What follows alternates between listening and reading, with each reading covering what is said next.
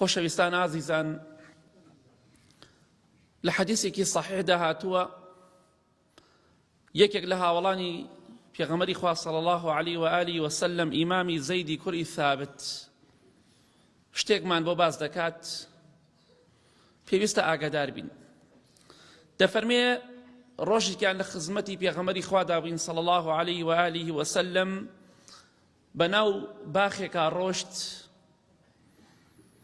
لەبان ئێسترێک بوو پێغەمبەری خوا صلی الله علیه و سلم دەفەرمێ کاتێکمان زانی ئەو ئێسترە ئەو وڵاخە لە پڕا پەشۆکە بەڵام چۆن پەشۆکانێک هەتا نزیک بوو پێغەمبەری خوا صلی الله علیه و سلم فڕێ بدات بە جۆرێک ترسا کە خەریک و پێغەمبەری خوا فڕێ بدات صلی الله علیه و آله و سلم تەماشامان کرد 5 قبر 6 قبر 4 قبر لەو ناوەدا هەیە پێغەمبەری خوا صلی الله علیه و سلم فەرمووی ئەمانە کێن کە مردوونە وتیان ئەمانەی پێغەمبەری خوا صلی الله علیه و سلم لە کاتی بتپەرستیان مردوونە کافرن بەڵێ پێغەمبەری خوا صلی الله علیه و سلم لەبان ئێسترێک بوو ئەو ئێسترە ئەو وڵاخە گوێی لە عەزابی قەبر بوو کە ئەو مردوانە عەزابە دران لە تاوە خەریک و پێغەمبەری خوا فڕێ بدا صلی الله علیه و سلم کەواتە ئاگادار بین خۆشەویستان قەبر خۆشی تایە بەڵام عەزابیشی تایە ناڕەحەتیشی تایە ئەبێ هەوڵ بدەین کارێکی وەها بکەین بەیانی لە دوای مردنمان ئاژەڵانیش لێمان بێزار نەبن چونکە پێغەمبەری خوا صلی الله علیه و سلم بە سەحابەکانی فەرموو 3 جار پیانی فەرموو پەنا بگرن بە خوای گەورە لە عەزابی قەبر ئەوانش فەرمیان پەنا دەگرین بە خوای گەورە لە عەزابی قەبر بەڵام پێغەمبەری خوا صلی الله علیه و سلم بۆمانی باس کردووە کە مردووەکان کاتێک کە ئازار ئەدرێن تەعزیب ئەدرێن سزا ئەدرێن تۆڵەیان لێ ئەکرێتەوە جگەل لە جنۆکە و ئادەمی زات هەموو جانەبەرێک گوێ لە عەزاب و هاوار و شیوەنی ئەوانە خوا بمان پارێزێ کەواتە مەڵێ عەزابی جەهەنم و عەزابی قەبر تەنها بۆ کافرەکانە نەوەڵا بۆ کافرە بۆ منافقە بۆ هەندێ موسڵمانی خراپەکار و زیناکەر و پیاوکوژ و بەدڕەوشت و خراپەکاریشە بۆ کەسانەی کە لە دنیادا سنووری خوا دەشکێنن خوا بە عەزابی قەبر و جەهەنم لوتیان دەشکێنێ تەنها بۆ کافر نییە جەهەنم عەزابی قەبریش بۆی ئاگاداری ئەو خاڵە بن یەکێ لە زانایانی ئیسلام ئیمامی عەبدولحەقی ئیشبیلی ڕەحمەتی خوای لێبێ دەفەرمێ ئەبولحەکەمی بەڕخان کە یەکێکە لە زانا گەورەکان ئەفەرمێ بۆمانی گێڕایەوە بەسەرهاتێکمان بۆ باس دەکات ئەفەرمێ لە دیەکەی خۆمان مردوویەکمان شاردەوە کاتێکە لە مردووەکە تەواو بووین شاردمانەوە چون لە شوێنێکا دانیشتین قسەمان دەکرد ئاژەڵێک گیانلەبەرێک لە نزیکی ئێمە دەلەوەڕا گژوگیای دەخوارد بەڵێ دەفەرمێ کاتێکمان زانی ئەو ئاژەڵە کە دەلەوەڕا بە پەلە و بە سەریعی ڕای کرد بۆ لای ئەو قەبرە کە تازە مردووەکەمان دیان ناشتووە زۆر بە پەلە بە سەریعی ڕۆشت چوو بۆ لای قەبرەکە لای ئەو گۆڕە تازە لەوێدا دەفەرمێ گوێی خۆی داوەبان قەبرەکەدا وەکوی گوێ بگرێت ناو قەبرەکە ئەفەرمێ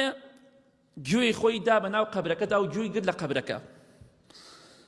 وەکوی کە گوێ بگری ئەمجا ڕای کرد زۆر بە سەریعی ڕای کرد دوورکەوتەوە لە قەبرەکە دووبارە هەم گەڕایەوە گوێی کرد لە قەبرەکە هەم ڕای کردەوە ئەفەرمێ ئێمەش تەماشامان دەکرد وەڵڵاهی چەند جارێک ئەو شتەی ئەنجامدا ئەڕۆشتە قلای قەبرەکە گوێیەکی ئەگرت و ڕایە کرد دووبارە بەڵام بە پەشۆکاوی ڕای دەکرد چونکە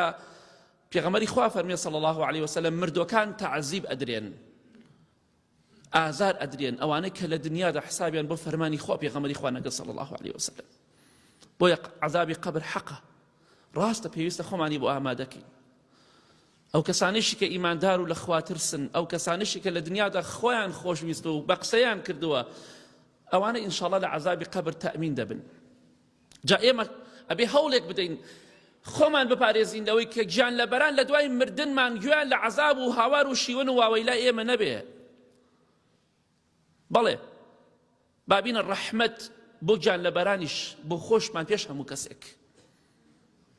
یەکێ لەو شتانەی کە پێغەمبەری خوا صلی الله عليه وسلم باسی کردو دەفەرمێ سورة تبارك هي المانعة من عذاب القبر.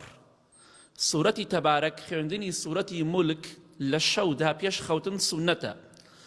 هۆکارێکی سەرەکیە بۆی ئینشاءالله لە عەزابی قەبر بمان پارێزێ. بۆی ئینشاءالله هیچ شەوێک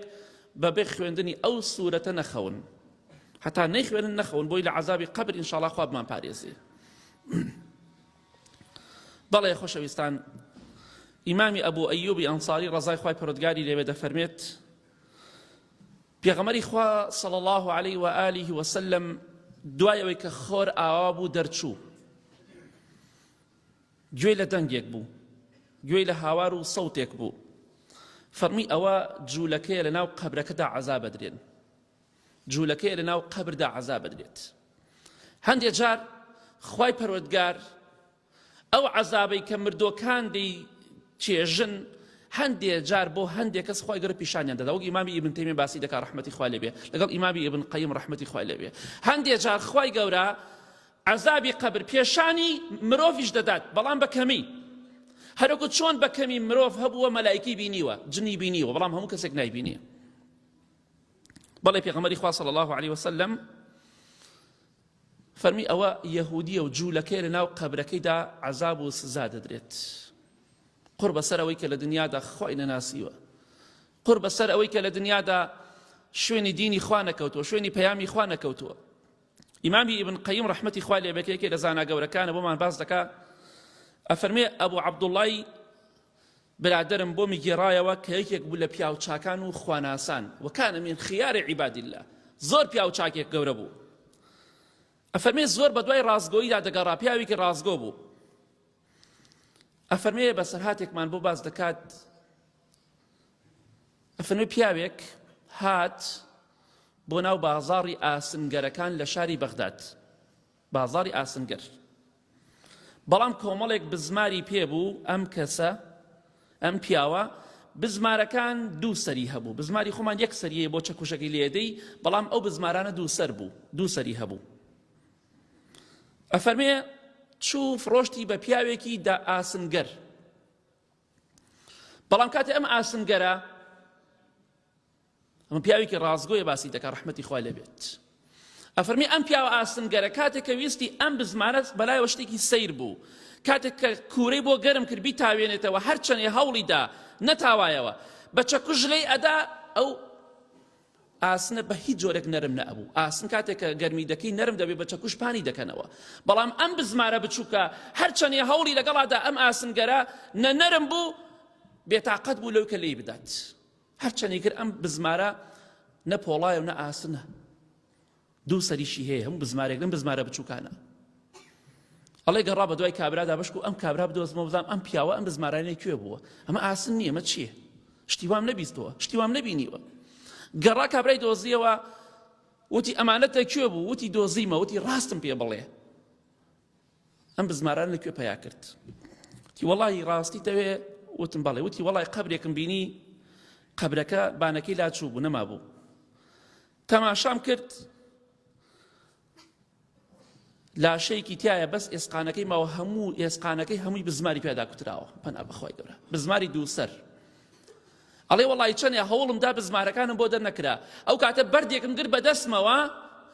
ئێسقانەکانم هەمووی ورد کرد، ئەمجا بزمارەکانم بۆ دەرکرا. ئەڵێ بەڵێ ئیمامی ئەبوو عەبدوڵڵا کە ئیمامی ئیبن قەیمە فەرمی پیاوێکی زۆر ڕازگۆ خواناز بوو، دەفەرمی وەڵی بە چاوی خۆم بزمارەکانم بینی دوو سەری هەبوو، ئەم مردۆ فەقیر و هەژارە بە بزمار کەپسیان کردبوو، هەموو گیانیان داکوتی بوو، کەواتە عەزابی قەبر حەقە. پێغەمبەری خوا صلی الله عليه وسلم دەفەرمی کاتێک کە ئینسان جوابی مەلایکەی نەدایەوە، سێ پرسیارەکەی ناو قەبری نەزانی، ئەفەرمێ مەلایکە بە چەکوژێک لێی ئەدا، ئەو چەکوژە ئەگەر بیدەی لە شاخێکی بەرد و تاوێر هەمووی ئەتاوێنێتەوە، هەمووی دەکا بە خۆڵ. بۆیە عەزابی قەبر حەقە. مەڵێ خوا غەفور و ڕەحیم و لە بۆ من نییە، بۆ ئەو خوای کە غەفور و ڕەحیمە، ئەم سزای بۆ تاوان باران داناوە، بۆ ئەو کەسانی کە سەرکەشی دەکەن و حساب و فەرمانی خوا پێغەمبەری خوا ناگەن صلی الله عليه وسلم. بۆی ئاگامان با لە خۆماندا بێ و بە خۆماندا بچینەوە عەزابی قەبر حەق و ڕاستە، بەردەوام بڵێ خوای بمبارێزە لە عەزابی قەبر. یا ڕەبی خوای لە عەذابی قەبرمان پارێزی خوایان لە دوای مردنمان لە خۆشی و شادی و ڕەحمەتا بین